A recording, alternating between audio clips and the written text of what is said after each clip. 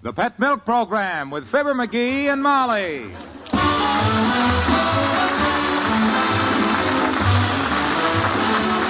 The first evaporated milk, Pet Milk, presents Fibber, McGee, and Molly with Bill Thompson, Arthur Q. Bryan, Dick LeGrand, Ed Begley, Gil Stratton Jr., Gloria McMillan, and B. Harlow Wilcox. The show is written by Phil Leslie and Keith Fowler and directed by Max Hutto with music by the King's Men and Billy Mills Orchestra.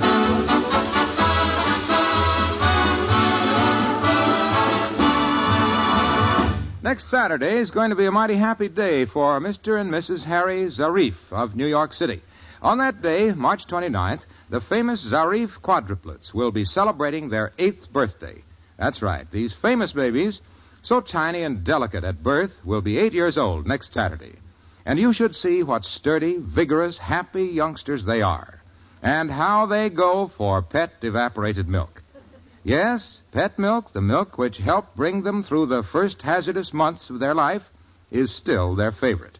And that suits Mrs. Zarif just fine, for she knows how very much this safe, easy-to-digest milk means to her children. She knows that pet milk will help them through all their growing years to build strong, straight bones, good sound teeth, and to have fine, well-developed bodies. What pet evaporated milk has done and is doing for the Zarif children, it can also do for yours. Your grocer has pet milk. Get several cans tomorrow.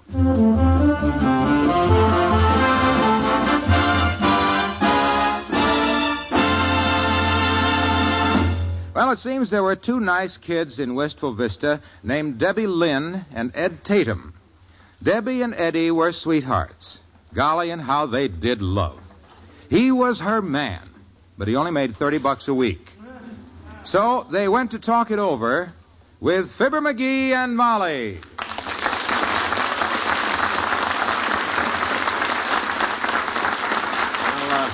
I thought you were doing okay at Kramers drugstore, Eddie. I heard you were making quite a splash as a soda jerk. Oh, sure. Some splash. Yeah? Big stuff. Yeah. Mr. Kramer told me last week he was going to name me chairman of the board. Chairman of the board? That's the board he cuts the sandwiches on, Mrs. McGee.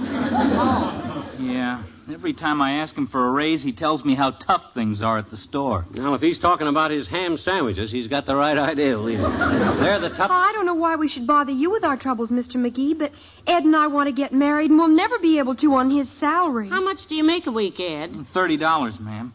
I got a raise 3 years ago, but... $30 a week? My gosh, that ain't bad. Why, when I was your age, I was only making $8 a week. And I could afford shoes with genuine imitation pearl buttons, too. But, Mr. McGee, when you were Ed's I worked at old man Wiggins's hay and grain store in them days. Had a swell job, too. Used to spend all morning in the grain department and all afternoon in the hay. I remember the day Mr. Wiggins fired you when he caught you sleeping on the job. Yep. It seems somebody ordered a batch of alfalfa, and he had to load it himself. Yeah. Well, he stuck a pitchfork in a pile of hay, and they heard you scream at the Union Station. I was in the office with Lily Wiggins when it happened. Oh, yeah, good old Lil. I forgot all about her. So had I. I wonder whatever happened to Lily. I understand she moved to Kansas City and got in a kind of a romantic mess. She did. Couldn't decide whether to marry a fellow named Pringle or another fellow named Dingle. Like both of them, did she? That was the trouble.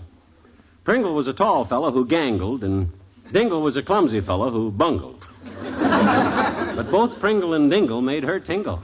Well, it must have been difficult for the two lads. Yeah, all they did was wrangle. Pringle threatened to tangle with Dingle, and Dingle threatened to mangle Pringle. Well, what did Lily finally do? Well, she didn't want to stay single, so she married Pringle and let Dingle dangle.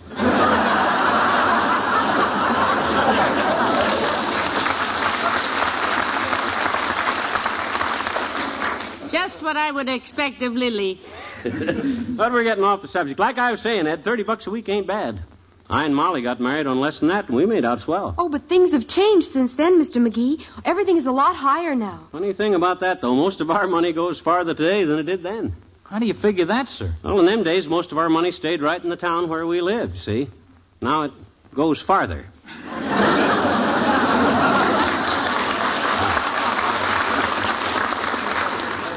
Clear to Washington.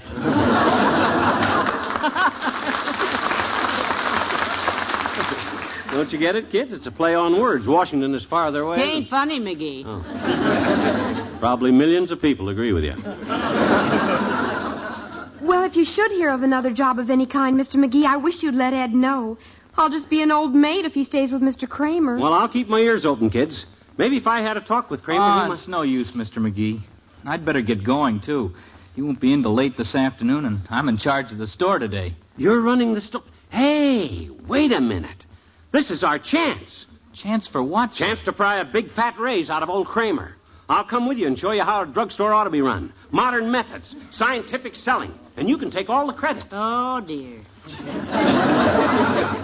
It sounds great, but Mr. Kramer's mighty old-fashioned. He's not much for new ideas. Don't you worry, Eddie. When he comes in and sees how we doubled his business, he'll want to make you a full partner. Why, I'll have that store buzzing like a batch of bumblebees in a beer bottle. McGee, are you sure this is a wise move? If Mr. Kramer... Leave us not be skeptical, Mrs. McGee. I got quite a background in the drug business, you know. After old man Wiggins stabbed me with the pitchfork, I went to work at Duffner's drugstore. Yes. Remember? Yes, I remember. I also remember that you didn't work for Mr. Duffner very long either. Yeah, just 3 days to be exact. Then he caught me with my hand stuck in the whorehound candy jar. Quite a career. Yeah, but we won't get Ed a raise standing here. Start the car, Ed. Grab your hats, girls. We're off to Kramer's drugstore.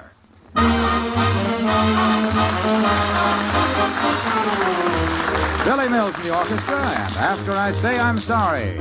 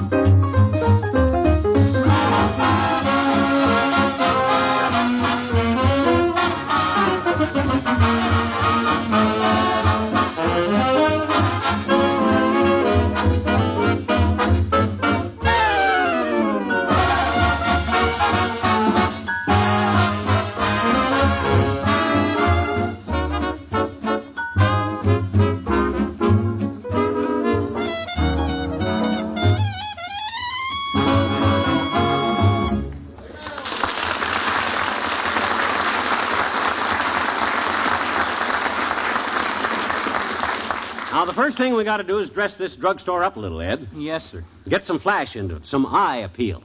Eye appeal? Yes, and I appeal to you right now, dearie. Don't you do anything rash. Don't you worry, kiddo. Boy, does this place need my touch. Look at that sign behind the soda fountain there.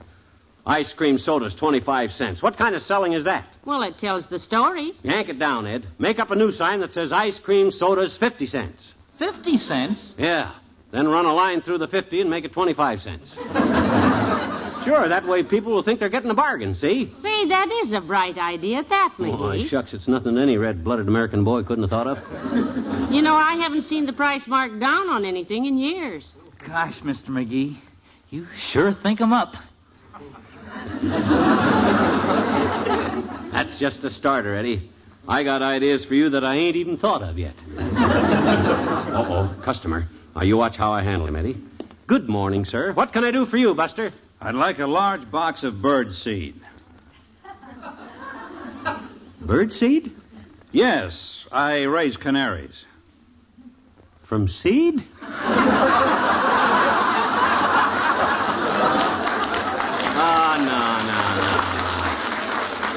cut it out, Bud. Anybody knows you raise canaries from eggs. Oh, a smart aleck, eh? Well, I'll get it across the street. Hey, gee, Mr. McGee, that was one of our best customers. He's rich. Yeah, he sure is. Great sense of humor. Well, let's get busy here. First thing I'll do is make up a menu for lunch. You got a pencil? Yes, sir. Shoot. Okay, write this down. Special today, 7-course dinner, soup to nuts, 59 cents. Put that in the front window. 59 cents? For a 7-course dinner? Oh, McGee. Count 'em up, kiddo. Here's the menu. Soup, bread, butter, water, cup of coffee, ice cream cone, and a salted peanut. Soup to nuts, right? Ah, heavenly days, you merchants. I'll never understand big business. Yeah, it's all in the modern sales approach, Tootsie. You run on in the back room and letter up that menu, Eddie. I'll pick out a good cigar here and think up some more ideas. Yes, sir. Gee, if I can impress Mr. Kramer with the way I... Let me see. One of these alfalfa Coronas ought to taste pretty good. Better take a pocketful just in case. Oh, hi, Docky. Hello, Dr. Gamble. Hello, my dear. Hey, what are you doing behind the cigar counter, glue fingers? If you're playing footsie with the cash register... I'm working here today, satchel back. Kramer's out, and I come down here to show Ed Tatum how to run a drugstore. Oh, great. Where is Ed? Go in the back room and poison himself when you came in? Very amusing, George, very amusing. You ought to go on TV, Doc, as the funny fat family physician. If they could ever make a screen big enough to hold all of you at once. Oh, now, McGee, the doctor isn't that big. Almost. My goodness, I saw a General Sherman tank on TV last week. So they could get the doctor on all right. Thank you, Molly. As a matter of fact, I'm to be on television tomorrow night. Oh? Are you really? Yeah, I wanted to ask you if you'd like to guest on the program with me, McGee. Me, Doc? Television? Yeah, on the local station, yes. Oh, gee. I could make the arrangement. You could be my co-star. Oh, how wonderful. Gee, that's swell of you, Doc. What program is it? Well, it's called The Doctor Operates. Oh? It's just televised to hospitals. Oh. Well, what do I have to do? Just lay there. I'll see you. Go on, Molly. Smart guy. I got a good notion to go on that TV show with him just to show the big pickup. I'd like to tell a few million people that he's took my tonsils out 3 times and they keep coming back on me. Hey, I got a great idea. So have I. Let's get out of here. No kidding. We'll run a combination sale. 4 items for one price. Package deal. For instance, say, a $2 package with a pair of specs, jar of salve, and a deck of cards, and a box of soap flakes. Well, now, who on earth would want that combination? Well, it'd be very handy for a nearsighted guy with a split lip who wanted to play solitaire while he took a bubble bath.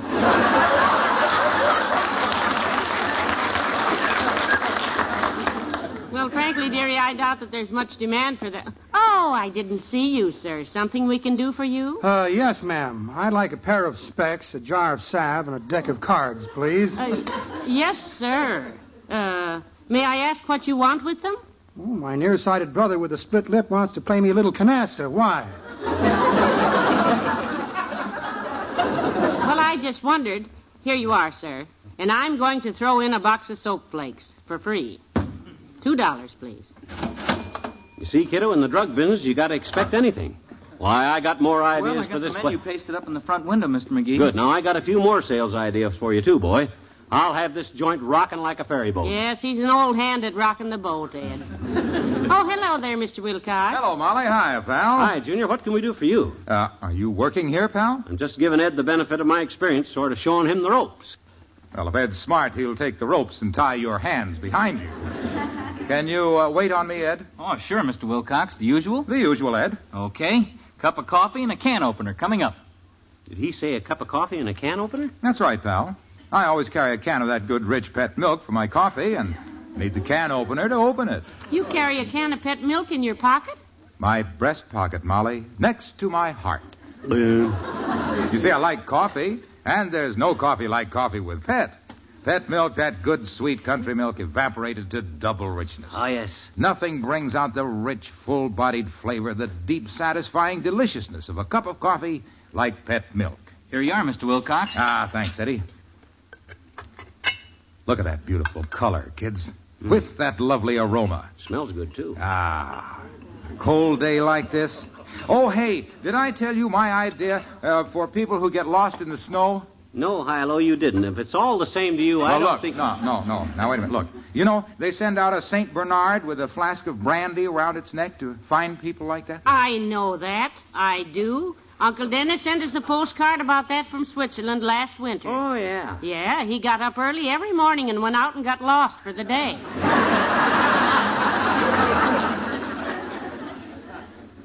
Yeah, well, my idea is to send out 2 dogs. Oh? A collie with a cup of coffee and a poodle with a pitcher of pet. You like it? Junior, you know what Molly said Uncle Dennis used to do every morning in Switzerland? Get lost? Yes. Okay, pal, okay. I can take a hint. So long, Molly.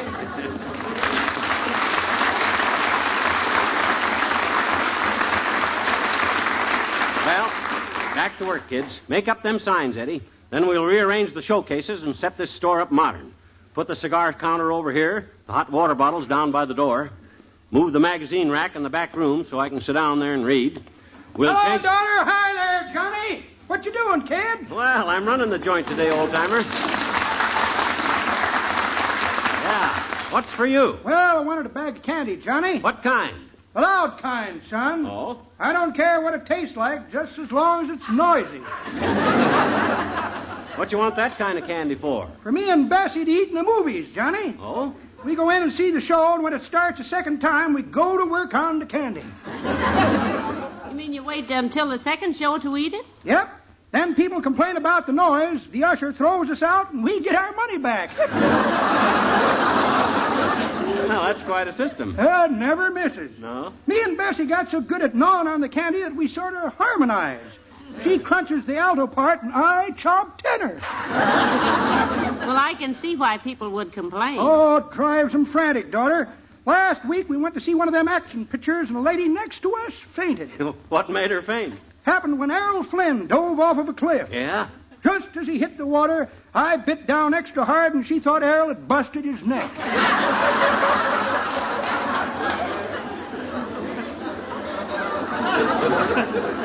Well.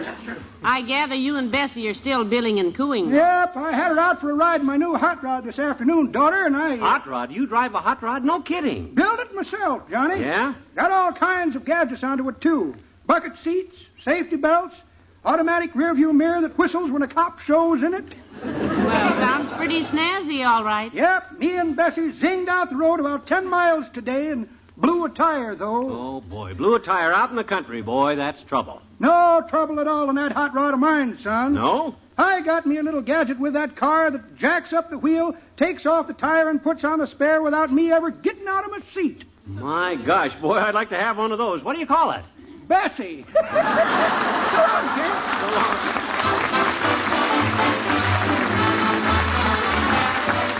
The King's Men and the Gandy Dancers Ball. They dance on the ceiling and they dance on the wall at the Gandy Dancers Ball. Now a Gandy dancer is a railroad man and his work is never done. With his pick and his shovel and his willing hand, he makes the old railroad run. There's Mackinac Mac and Toledo Jack when the boys from Idaho. There's the Frisco Kid and Saginaw Sid and good old Cotton Eye Joe. They dance on the ceiling and they dance on the wall at the Gandy Dancers Ball.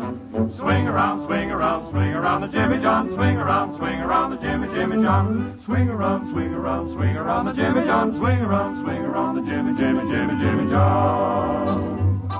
Now the boys will gather at the great affair at the Gandy Dancers Ball. And every line is represented there, the big ones and the small.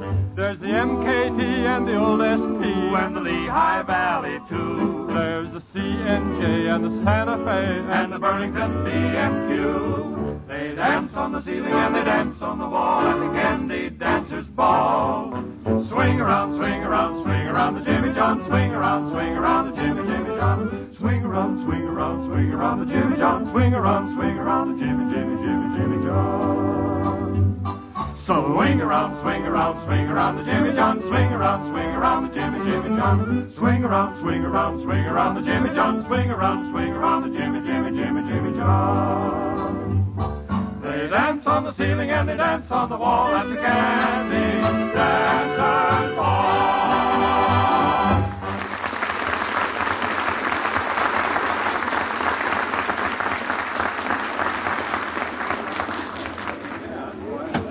Well, there you are, sir. Here's your change. I'll take this alarm clock here, please. $1, right? Correct, madam. And this low price is possible today on account of because the boy and I dropped a showcase full of them just a while ago. Well, it seems to work all right. Here's $1. Well, if it doesn't run, just bring it back to Mr. Kramer. Oh, hi, Ed. How we doing, boy? Plenty of business, huh? Oh, we sure got customers, Mr. McGee. You betcha. I don't think Mr. Kramer's going to like us selling these clocks so cheap, though. Volume, Ed, volume. That's the key to success. How's the cosmetic counter going, Molly? Wonderful, dearie. At the prices you've got up there, I don't see how Mr. Kramer's going to break even, though. Well, that's Kramer's problem, kiddo. Betcha. I and Ed are in the selling end of the business. It's up to Kramer to do the buying. Right, Ed? Yes, sir. Betcha. It's one way to look at it, all right. I don't know, Mr. McGee. I got kind of an uneasy feeling about when Mr. Kramer gets back here. Well, I'll go a little further than that, Ed. When he comes in the front door, I think I'll go out the back. Gotta have courage to be a successful businessman these days, Eddie. Oh, Mr. Kramer's brave, all right. It's me that I'm not so sure about. Gosh, if he decides to fire me, Debbie and I'll never be able to... Fire you after all the business we've done for him today? Why, he wouldn't dare. Why, excuse me, madam. Something I can do for you? Got a nice sale on the wire box. Gee, I don't know. I got a strange feeling that... Oh, hello there, Ole. Well, hello, Ed. Where's Kramer? Well, he's out today, Mr. Swenson. Mr. McGee is helping me to run the store. Oh, you get trouble, son. Well, he's got a lot of big ideas, all right. He thinks we can get me a raise so I can get married. Well, all I can say is if McGee helps you, don't count your chickens till he gets through laying eggs. Look, you got some furniture polish? Yes, sir. My little Lors, he makes a cedar chest in manual training, and he wants something to go... I'll take it, Ed. What can I do for you, Ole? Well, I was just looking for something for my little Lors to put on his chest, McGee. He's home from school. His chest, huh? Hey, Molly, Ole's kid is home from school. Wants something to rub his chest with. Oh, the poor lad. How does he feel, Ole? Has he got a bad congestion? No, his congestion is fine, missus. He eats like a horse. Molly means his chest. Yes. Is it red, Ole? Well, it's sort of red and white with streaks. Oh, dear. It's not very pretty. It's about what we expect.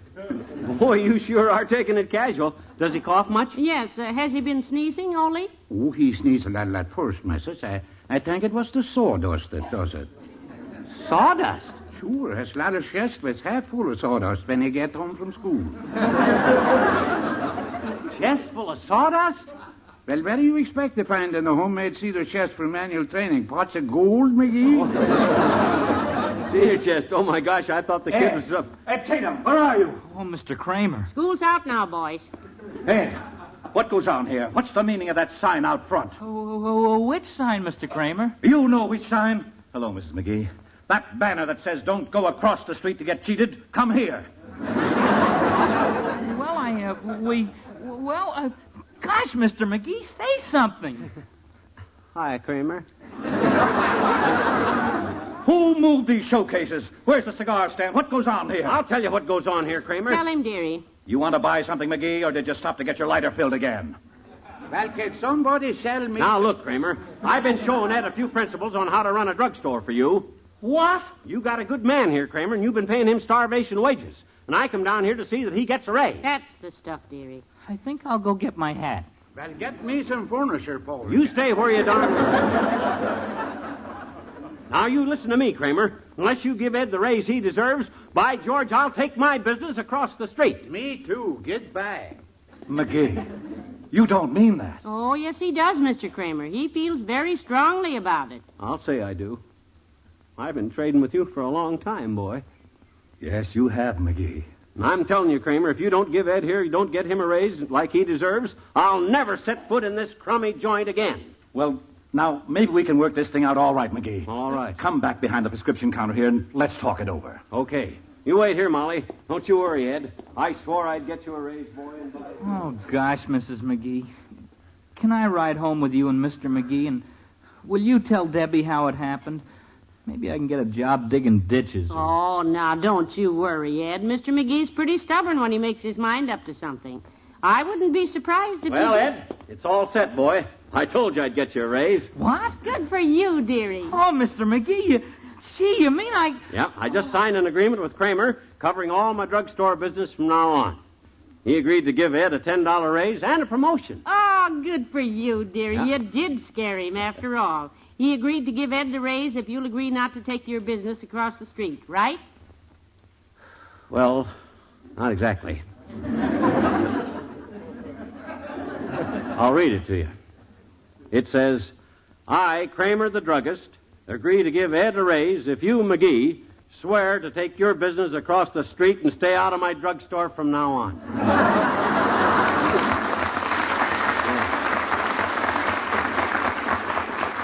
Yeah. Signed, F. McGee. Oh. Well, come on, let's go across the street and get my lighter filled.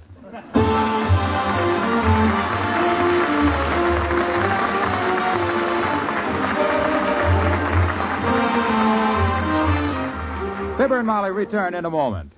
You know, about this time of year, in millions of homes, women sigh and say, I wish someone would give me an idea for a new and appetizing kind of meatless dish.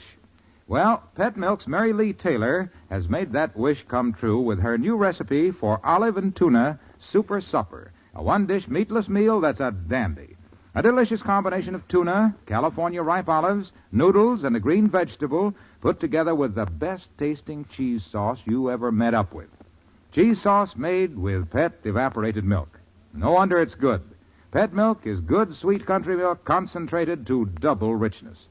All the goodness, all the important protein that's in a quart of good, sweet country milk is concentrated in a pint of Pet Milk. That's one big reason why olive and tuna super supper is so super and so satisfying and nourishing. You'll see the recipe for olive and tuna super supper featured in more than a dozen popular women's magazines. Use it soon. Your family will really enjoy it.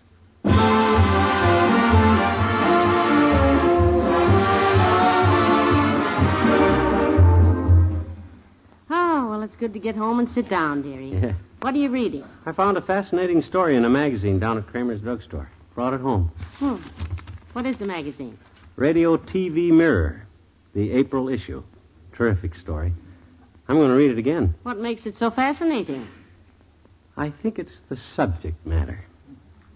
It's a life story of two sweet, gentle, wonderful people. That kindly, lovable old couple from Peoria, Fibber, McGee, and Molly. You mean us? Yeah. Good night. Good night, all.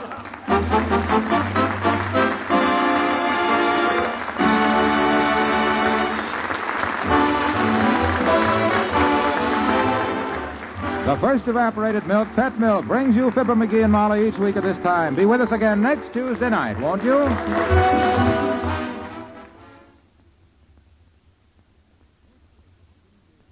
Most children seem to build a little world of their own, centered around their school and playmates. But what happens when a child's world must be changed? That's the big question young wife Sally Carter is faced with in the Story of the Week on Pet Milk's Mary Lee Taylor program next Saturday morning. Right after the story, you'll be given a preview of the recipe of the month for April, pineapple upside-down cake, a new work-saving way to make a big cake that's full of old-fashioned goodness. Tune in sure next Saturday morning to this same NBC station for the Story of the Week and Mary Lee Taylor's recipe for pineapple upside-down cake, brought to you by Pet Milk.